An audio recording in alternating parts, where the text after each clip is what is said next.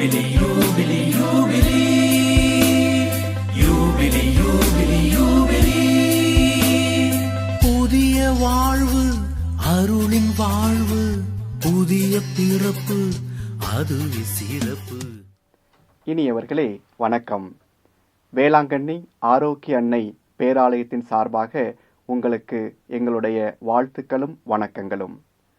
நாம் கடந்த வாரம் யூபிலி 2025 என்பதன் பொது பொருளையும் அது விளக்கம் தரக்கூடிய மைய கருத்தையும் அதோடு சேர்ந்த லட்சினை விளக்கத்தையும் நாம் கண்டோம். இன்றைய நாளில் யூபிலி என்பதன் விவிலிய பொருளை நான் உங்களோடு பகிர்ந்து கொள்ள விரும்புகின்றேன். யூபிலி என்பதன் விவிலிய பொருளை நாம் 2 பாடங்களின் அடிப்படையில் புரிந்து கொள்ளப் போகின்றோம். முதலில் லேவியர் 25:8 முதல் 13, இரண்டாவது ஏசாயா 61, அதை ஒட்டிய லூக்கா 4.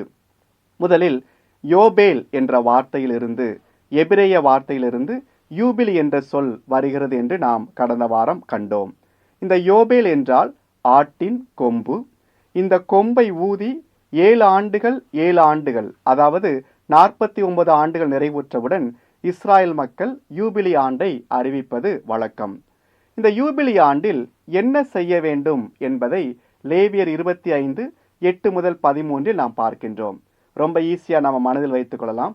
யூபிலி 25, லேவியர் 25.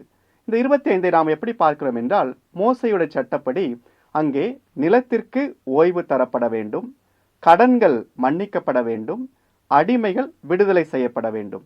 இதுதான் ஒட்டுமொத்தமான புரிதலாக இருந்தது. இதை நாம் 4 சொற்களில் புரிந்து கொள்வோம். முதலில் ஓய்வு, இரண்டாவது ஒப்புரவு, மூன்றாவது ஆய்வு, நான்காவது ஆரம்பம். ஆங்கிலத்தில் சொல்ல வேண்டுமென்றால் 4R. முதலில் ரெஸ்டிங், இரண்டாவது ரெக்கன்சிலியேஷன், மூன்றாவது ரெவியூ, நான்காவது ரெஸ்டரேஷன். முதலில் ஓய்வு, ஆங்கிலத்தில் ரெஸ்ட். இந்த ஓய்வு என்றால் என்ன? நிலம் ஓய்வு பெற வேண்டும். இன்னைக்கு ஓய்வை நாம எப்படி புரிஞ்சுக்கிறோம்? இப்போ ஃபாதர் சிஸ்டர்ஸ் அவங்களுடைய காங்கிரிகேஷன்ஸ்ல அவங்களுக்கு ஒரு நாள் விடுப்பு தரப்படுகிறது, அல்லது 10 நாட்கள் விடுப்பு. அதாவது அவங்க வீட்டுக்கு போகலாம், சொந்தக்காரங்களை பார்க்கலாம், தங்களை தாங்களே புதுப்பித்துக் கொள்ளலாம். அல்லது நாம விடுமுறை எடுத்துக்கொள்கிறோம். ஏன் விடுமுறை எடுத்துக்கொள்கிறோம்? ஏன் நம்முடைய கம்பெனிஸ்ல ஒரு நாள் உங்களுக்கு லீவு அப்படின்னு சொல்றாங்க அப்படின்னா, அது நம்முடைய ஓய்வுக்காக மட்டுமல்ல. கம்பெனி நமக்கு என்ன சொல்ல வர்றாங்கன்னா, நீ இல்லாமலும் இந்த கம்பெனி நடக்கும் அப்படிங்கிற செய்தியை நமக்கு தருவதுதான் ஓய்வு. இன்னொரு எடுத்துக்காட்டு நம்ம சொல்லணும்னா, காலையிலேருந்து சாயங்காலம் வரைக்கும் வேலை செய்கிறோம். வேலை செய்யும்போது எல்லாமே நம்மளை சார்ந்து இருக்குன்னு நம்ம நினைக்கிறோம். ஆனால் நைட்டு தூங்க போன உடனே காலையில் எந்திரிச்சு பார்க்குறோம், உலகம் அது பாட்டுக்கு போய்கிட்டே இருக்கு. அப்போ ஓய்வுடைய பொருள் என்ன? நாம் ஓய்வெடுத்தாலும் இந்த உலகம் சென்று கொண்டே இருக்கும். அங்கே இஸ்ராயல் மக்கள் என்ன நினைச்சாங்க? 49 ஆண்டுகள் தங்களுடைய உழைப்பால் தான் இந்த நிலம் விளைந்தது, தங்களுடைய உழைப்பால் தான் கால்நடைகள் பெருகின அப்படின்னு நினைத்தார்கள். ஆண்டவர் என்ன சொல்கிறார்? உங்களுடைய உழைப்பு அல்ல, என்னுடைய பராமரிப்பு. ஆக ஓய்வு என்பது ஆண்டவருடைய பராமரிப்பை இஸ்ராயல் மக்கள் புரிந்து கொள்ள வேண்டும் என்பது. ஆக முதலில் இந்த யூபிலி ஆண்டில் ஓய்வு எடுத்தல் என்பது நம்முடைய வேலைகளை ஒதுக்கி வைத்துவிட்டு ஆண்டவரின் பராமரிப்பை பற்றி கொள்வது முதல் பொருள். இரண்டாவதாக ஒப்புரவு. யாரோடு ஒப்புரவு? கடவுளோடும் ஒருவர் மற்றவரோடும் ஒப்புரவு. அதாவது ஆண்டுக்கு ஒரு முறை யோம் கிப்பூர் ஒப்புரவின் நாள் என்று அவர்கள் கொண்டாடினாலும், இந்த யூபிலி ஆண்டில் சிறப்பான கொண்டாட்டங்கள் வழியாக, பலிகள் செலுத்துவதன் வழியாக இஸ்ராயல் மக்கள் ஆண்டவரோடு உள்ள நெருக்கத்தை புதுப்பித்துக் கொண்டார்கள். அதோடு மட்டுமல்லாமல் சமூகத்தில் ஆண்டான் அடிமை என்ற ஒரு பேதம் இருந்தாலும், குடும்பத்தில் பணித்தலங்கள் எந்த நிலையில் இருந்தாலும் அவர்கள் உறவு நிலைகளை புதுப்பித்துக் கொள்வதை முதன்மையாக கருதினார்கள். இது இரண்டாவது பொருள், ரெக்கன்சிலியேஷன், ஒப்புரவு. மூன்றாவதாக ஆய்வு, ரிவ்யூ. அதாவது இந்த 49 ஆண்டுகள் நாம எப்படி இருந்தோம், நம்ம குடும்பம் எப்படி இருந்தது, எவ்வளவு நிலம் இருக்கு, எவ்வளவு அடிமைகள் இருக்கிறாங்க, நம்ம எவ்வளவு கால்நடைகளை உற்பத்தி செய்திருக்கிறோம், எல்லாத்தையும் ஆய்வு செய்து பார்த்து அடுத்து நான் இதை எப்படி கொண்டு போக வேண்டும் என்று அவர்கள் ஆய்வு செய்வதற்கான ஒரு ஆண்டாக இது கருதப்பட்டது. ஆக இதை ஆங்கிலத்தில் ரிவ்யூ என்று புரிந்து கொள்ளலாம். கடைசியாக இது ஒரு ரெஸ்டரேஷன், புதிதாக தொடங்குவது. அதாவது புதிதாக தொடங்குவது என்றால் நிலம் யாரிடமின்றி இருக்கிறதோ அவர் அதை எடுத்து அதனுடைய உரிமையாளரிடம் கொடுத்து விடுவார். சப்போஸ் ஒருவர் கடன் வாங்கி இருக்கிறார், அந்த கடனுக்கு அடமானமாக நிலத்தை கொடுத்திருக்கிறார். இந்த யூபிலி ஆண்டில் என்ன நடக்கும்? அந்த கடன் மன்னிக்கப்பட்டு அந்த நிலம் அதே உரிமையாளரிடம் மீண்டும் ஒப்படைக்கப்படும். அப்ப என்ன ஆகும்? சமூகத்துல ஒரு சமநிலை தோன்றும். எல்லாரும் ஒரே கிரவுண்ட்ல இருந்து ஓடத் தொடங்குவார்கள். ஒருவருக்கு அதிகம் இருக்கும், இன்னொருவருக்கு இல்லை என்ற ஒரு நிலை மாறி அனைவரும் அனைத்தையும் பெற்றிருப்பார்கள் என்ற ஒரு புதிய தொடக்கம். ஆக அந்த புதிய தொடக்கத்தை குறிப்பதாக இந்த யூபிலி இருக்கிறது. இது நாம் இந்த 4 வார்த்தைகளை எப்படி நம்முடைய வாழ்க்கைக்கு பொருத்தி பார்ப்பது? முதலில் ஓய்வு. இன்னைக்கு நம்ம ஓய்வு எடுக்கிறோமா அப்படின்னா இல்லை. முன்னாலெல்லாம் ஒரு உடல் நலம் நல்லாக இருக்குன்னா எக்ஸசைஸ் செய்ய சொல்லுவாங்க, உடற்பயிற்சி. இன்னைக்கு என்ன செய்யறாங்க? உடற்பயிற்சி செய்யலாம் யாருக்குமே நேரம் இல்லை. நன்றாக தூங்கினாலே அதுவே நல்ல உடற்பயிற்சின்னு நம்ம சொல்றாங்க. இன்னைக்கு பல நேரங்களில் நம்ம இந்த ஓய்வை மறந்து விடுகிறோம். அதே வேளை இந்த ஓய்வை நம்ம ஏன் மறக்கிறோம் அப்படின்னா, எல்லாமே என்னால் தான் ஒரு நிலை வந்துடுது. ஆனா எல்லாமே என்னால் மட்டுமல்ல, இந்த கடவுளும் பிரபஞ்சமும் ஒருவர் மற்றவருடைய உடனிருப்பும் எனக்கு தேவை என்பதை உணர்ந்து கொள்ள ஓய்வு அவசியம். ஆக இன்றைய நாள்ல இந்த ஓய்வை நாம் எப்படி பார்க்கிறோம் என்பதை புரிந்து கொள்வோம்.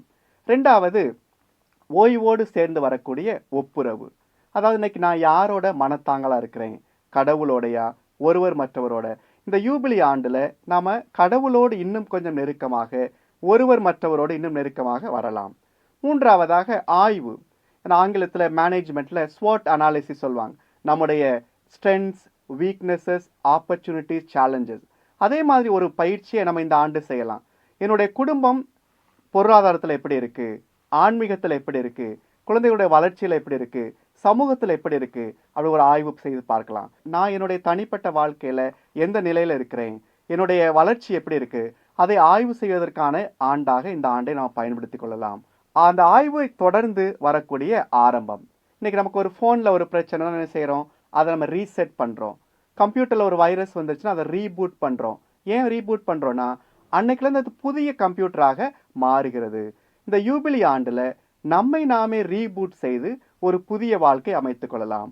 ஆக இந்த யூபிலி குறித்து காட்டக்கூடிய இந்த 4 பண்புகளும் ஓய்வு, ஒப்புரவு, ஆய்வு, ஆரம்பம் நம்முடைய வாழ்க்கையில் இருக்கட்டும். இது லேவியர் 25 புரிதல். இன்னொரு புரிதல் நம்ம பார்க்கிறோம், எசாயா 61, லூக்கா 4. அங்கே நாம் என்ன பார்க்கிறோம்? ஆண்டவர் அருள் தரும் ஆண்டினை அறிவிக்க அவர் என்னை அனுப்பினார் என்று எசாயா இறைவாக்கினர் முன்மொழிகிறார். அதையே இயேசு தன்னுடைய பணியுடைய நோக்க வாக்கியமாக நாசரேத்து தொழுகை கூடத்தில் அறிவிக்கிறார். ஆண்டவர் அருள் தரும் ஆண்டு. ஆக ஆண்டவர் அருள் தரும் ஆண்டுனா நம்ம ஆண்டவருடைய ஆண்டை, ஆண்டவருடைய காலத்தை நாம் கொண்டாடுகிறோம். இன்னைக்கு இந்த காலத்தை எப்படி புரிந்து கொள்வது? ஆங்கிலத்தில் சொல்வார்கள், human persons can choose places but God chooses time. இது நம்ம எப்படி புரிந்து கொள்வது? இன்னைக்கு உள்ள தேதி, மேபி இன்னைக்கு நான் மதுரையில் இருக்கலாம், பெங்களூர்ல இருக்கலாம், வேளாங்கண்ணியில் இருக்கலாம். ஆக நான் எங்க இருக்க முடியுங்கிறத இடத்தை நான் சூஸ் பண்ணலாம். ஆனா இந்த 13 ஜனவரி நான் இருக்க முடியுமாங்கிறத நான் சூஸ் பண்ண முடியாது. கடவுள் தான் சூஸ் பண்ண முடியும். ஆகையினால்தான் நம்முடைய பாஸ்கா திருவழிப்பு வழிபாட்டில் நம்ம என்ன சொல்றோம்? காலங்கள் அவருடையன, யுகங்களும் அவருடையன, ஆட்சியும் மாட்சியும் என்றென்றும் அவருக்கே நாம் சொல்றோம். அப்ப யூபிலி ஆண்டுல நாம் கடவுளுடைய காலத்தை கொண்டாடுகிறோம் என்றால், சபை உரையாளர் 3:16 குறிப்பிடுவது போல காலத்தை பற்றிய உணர்வை அவர் மனிதருக்கு தந்திருக்கின்றார். ஆக இன்னைக்கு நம்ம இந்த சென்ஸ் ஆஃப் டைம், காலம் பற்றிய உணர்வு நமக்கு எப்படி இருக்கு? நம்ம நேரத்தை எப்படி பயன்படுத்துகிறோம்? நேரத்தை கடவுளுடைய நேரம் என்பதை நாம் உணர்ந்து கடவுளுக்கான நேரத்தை கொடுக்கிறோமா என்பதை நாம் நினைத்து பார்க்கலாம். ஆக இன்றைய நாளில் யூபிலி என்பதன் விவிலிய பொருளை நாம் 2 பாடங்களின் பின்புலத்தில் கண்டோம். முதலில் லேவியர் 25, 2வது எசாயா 61, லூக்கா 4. இந்த 2 பாடங்களின் பின்புலத்தில் பார்க்கும்போது முதலில் ஓய்வு, ஒப்புரவு, ஆய்வு, ஆரம்பம், 2வதாக காலம் பற்றிய உணர்வு. ஆக யூபிலியை கொண்டாடி கொண்டிருக்கின்ற நாம் ஆண்டவர் அருள் தரும் ஆண்டிற்குள் நுழைவோம். எதிர்நோக்கின் திருப்பயணிகளாக. ஆண்டவர் நம்மை ஆசிர்வதிப்பாராக. நன்றி.